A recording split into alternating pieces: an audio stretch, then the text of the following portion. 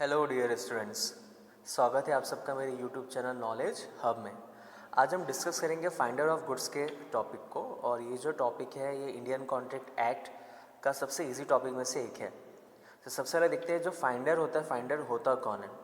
Basically रास्ते में जब हम कहीं जाते हैं या फिर हमें कोई भी चीज़ किसी की जब पड़ी हुई मिलती है और वो चीज़ जब हम अपने पास रख लेते हैं तो हम कहलाते हैं उस पर्टिकुलर थिंग के फाउंडर।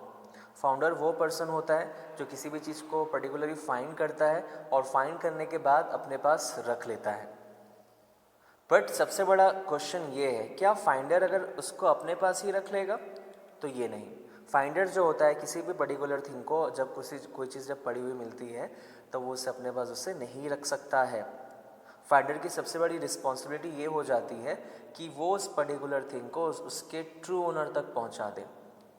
तो ये सबसे बड़ी रिस्पॉन्सिबिलिटी होती है फाइंडर की। तो चलो हम देखते हैं जो फाइंडर का जो प्रॉपर डेफिनेशन है ये है क्या। तो यहाँ देखिए, finder of goods is a person who find the goods. जैसे अभी मैंने बताया, फाइंडर वो पर्सन होता है जो किसी भी गुड्स को फाइंड करता है, जो किसी भी चीज़ को खोजता है या किसी को कोई भी जो चीज़ है उससे पड़ी हुई कहीं पर मिलती है। The goods belonging to some other person, और जो भी चीज़ उसे पड़ी हुई मिलती है वो किसी दूसरे पर्सन की ही होती है। And take them in his possession, और जो भी चीज़ उसे पड़ी हुई मिलती है वो उसे अपने पोजेशन में ले लेता है। पोजेशन का मतलब ये होता है कि जो भी चीज़ उसे जब पड़ी हुई मिलती है वो अपने पास रख लेता है, पर उसे उस पर्टिकुलर थिंग की ओनरशिप नहीं मिलती, वो मालिक नहीं बन जाता है। सिर्फ कुछ टाइम के लिए पोजेशन उसके पास रहता है, और वो भी तब तक जब तक उसके ट्रू ओनर या उस गुड्स का जो मालिक है या जो ओनर है उसका पता ना लग जाए। Once a person takes in his possession the goods found become the bailee of the such goods. जैसे हमने अपने पिछले वीडियो में देखा था कॉन्ट्रैक्ट ऑफ बेलमेंट, तो वहाँ मैंने बताया था बेली और बेलर जो बेसिकली होता कौन है। तो वहाँ पर मैंने आपको बताया था कि बेलमेंट में बेसिकली 3 रूल्स फॉलो होते हैं।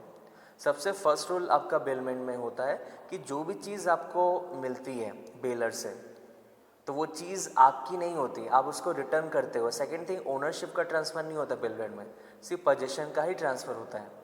और थर्ड थिंग, जो भी चीज़ आपको मिलती है बेलर से वो चीज़ आप उसको रिटर्न करते हो एक पर्टिकुलर टाइम पीरियड में, वो भी बिना किसी चेंज के। तो ये हमने बेलमेंट में पढ़ा है।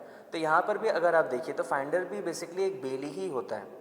फाइंडर को जो भी चीज़ जब कहीं पड़ी हुई मिलती है तो फाइंडर एक बेली के जैसे ही एक्ट करेगा, क्योंकि 3 कंडीशन जैसे अभी मैंने बताया। तो फाइंडर को कोई भी चीज़ जब पड़ी हुई मिलेगी तो फाइंडर उसका ओनर नहीं बन जाता, सिर्फ पोजेशन ही जाता है।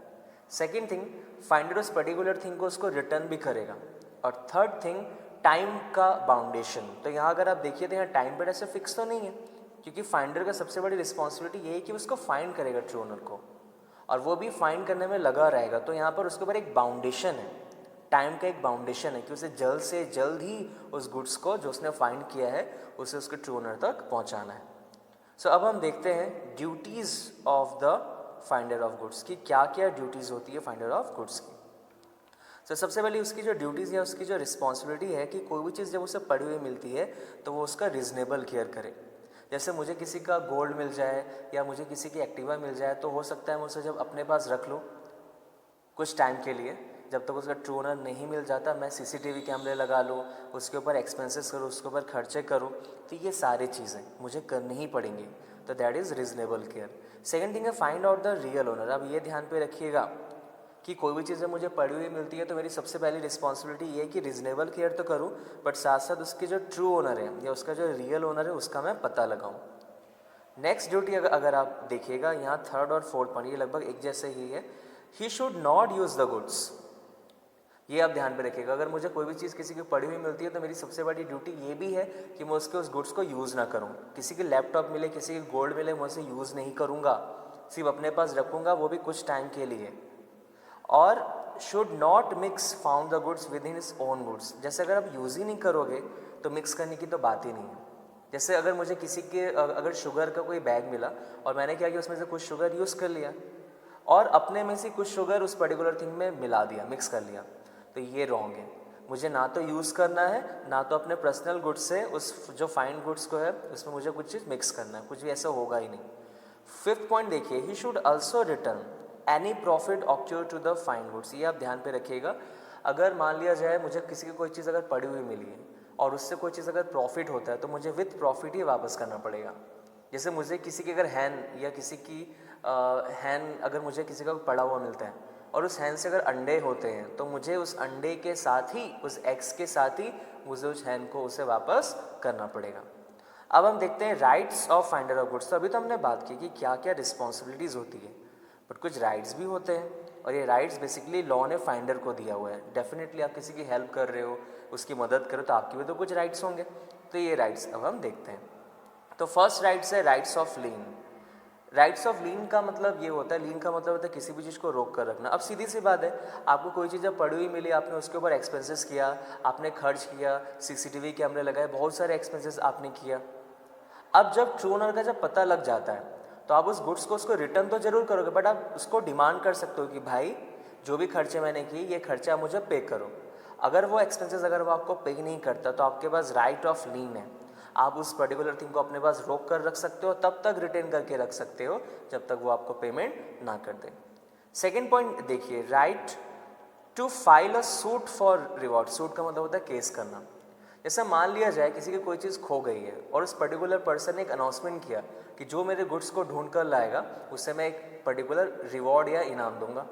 अब मान लिया जाए वो चीज़ मिली मुझे और मैं उस चीज़ को खोज कर उसे अगर देता हूँ तो मैं उससे रिवॉर्ड मांग सकता हूँ, लाओ मेरा रिवॉर्ड। अगर वो मेरा रिवॉर्ड नहीं लाता तो मैं उसके खिलाफ केस कर सकता हूँ। बट इस कंडीशन में भी ये ध्यान पे रखिएगा कि जो बेलर है यानी जिसकी चीज़ खो गई है उसके थ्रू एक प्रॉपर अनाउंसमेंट होना चाहिए रिवॉर्ड का, तभी मैं केस कर सकता। अगर अनाउंसमेंट नहीं है रिवॉर्ड का, कोई डिक्लेरेशन नहीं है, तो मैं उसके ऊपर केस नहीं कर पाऊंगा। थर्ड थिंग और ये है लास्ट जो राइट्स है, rights of sale of goods. ये सबसे मोस्ट इंपॉर्टेंट थिंग है।